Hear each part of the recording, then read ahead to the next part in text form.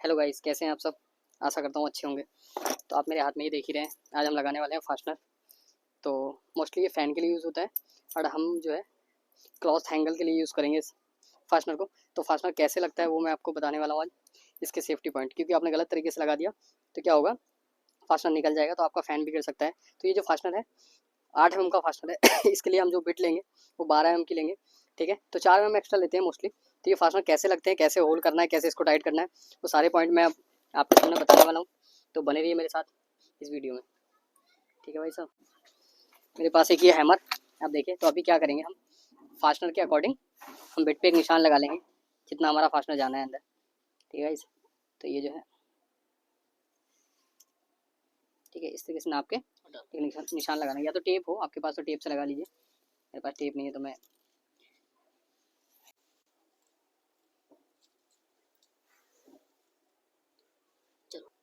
देखिए मार्किंग कर लिए। इस तरीके से मार्किंग कर लेंगे, जितना होल हमें करना है ये मार्किंग कर लेंगे और उसके बाद होल करेंगे। ठीक है, मारो मारो।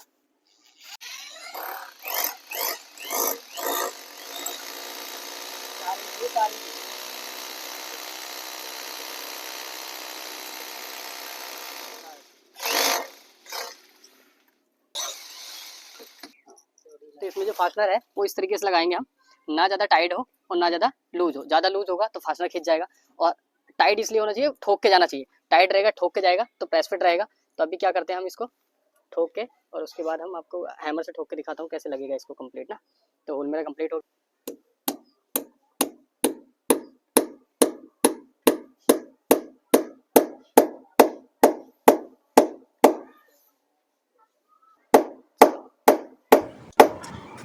ठीक है, इसका डाल के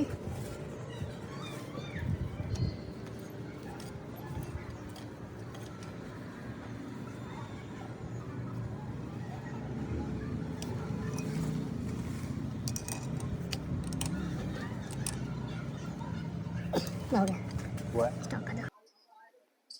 तो इस तरीके से आपको लगाना है, इसके होल्स वगैरह पे ध्यान देना है। ठीक है, प्रॉपर लगाना है। देखिए आप